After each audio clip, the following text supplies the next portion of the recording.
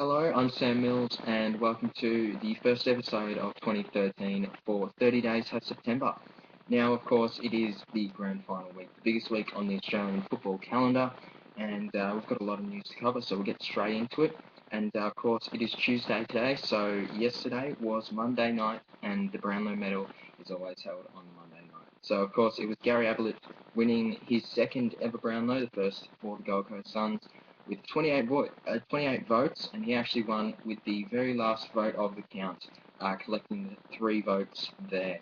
Now, he actually said that he wanted to only collect 2 so that he could win it with the runner-up, Joel Selwood, who finished on 27 votes from Geelong, and coming in third was Dane Swan with 26 votes, who failed to poll in the last round, but was up there once again, and he really should have more than one Brownlow. But the whole story was about Ablett, and he definitely does deserve a second one. He was clearly the standout player of the year this year, and the Suns are only going to improve. I don't think he'll win another one because with the likes of Jaeger O'Meara, Jack Martin, I think his name is, they're all going to get in there and they'll win their fair share of Brownlows. But I think Ablett, I don't think he'll win another one. But an interesting thing coming out of the night was Steve Johnson of Geelong. He finished on 25 votes, so only a few behind the leader. And he actually missed 6 games through suspension. So maybe if he hadn't missed those few games, he might have actually won the Brownlow. So, Stevie J, I think he's a bit of a prick, to be honest, and a flog. Last year, me and Aidan Nolan went to the AFL Grand Final and to get autographs, and of 30 players that we got autographs from, he was the only one to refuse. So, a bit of a prick, but nonetheless, he's a good footballer, and, what can you do? Anyway, we'll move on from the Brownlow now, and we'll move on to some AFL Grand Final news. There's been no suspensions handed down by the AFL Match Review Panel for the preliminary final, so Hawthorn's Jared Ruffhead and Grant Birchall are free to play. The AFL Members Reserve is sold out, and there are not many tickets left for the grand final, if any at all, I don't think. All 51 planes from Perth to Melbourne have been booked out, so there is no more opportunities to get on the plane. I think you can go Perth to Sydney and then to Melbourne, so that's the only opportunity. Or you could bus it like many of the Fremantle supporters are doing.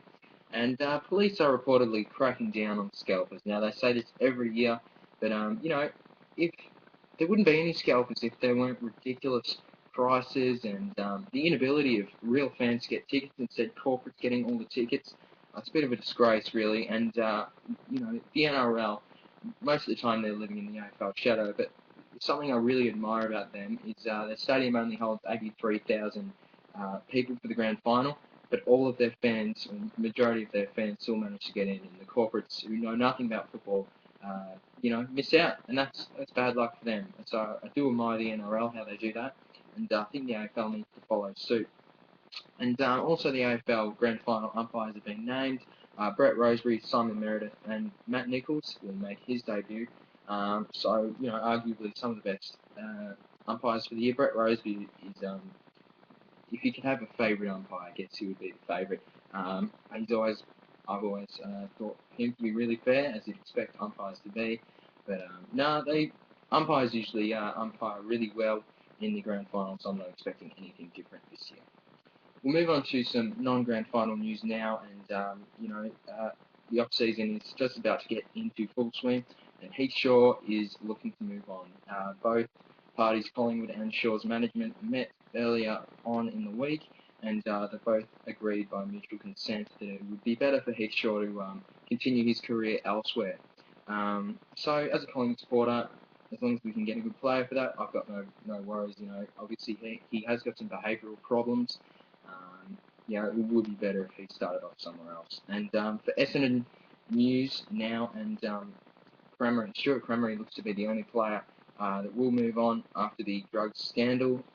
He looks to be going to the Bulldogs. They are in desperate need of another player of his type there at the Whitten Oval. So he'll be a good addition for them, and the Bulldogs really are going places. Also on Essendon, they now appear to be in debt, apparently, due to the construction of their new high-performance centre at the airport, and also due to the ongoing charges, well, not charges, but costs of the drugs investigation. So yeah, not good news for them, but Carlton are in debt and they still seem to be doing well. Caroline Wilson today revealed that Justin Leppich is going to be appointed as the new coach of the Brisbane Lions. So it surprised me a little bit. I thought they would have gone with an experienced coach, probably having learnt from Michael Goss' experience. But you can't begrudge him for giving an old son another go. Hopefully it turns out well this time for them. Jack Watts has re-signed until 2016 with the Melbourne Football Club, so good news for them, and hopefully Paul Roos can really get the best out of Jack Watts' untapped potential.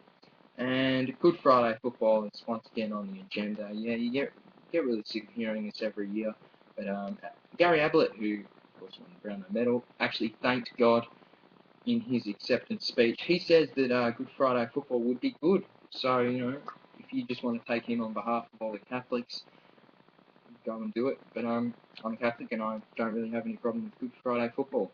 More football, get on with it. Anyway, that's just about it for today's show. I hope you enjoyed it. Please remember to like, subscribe, give some suggestions, as we're always looking for ways to improve the show.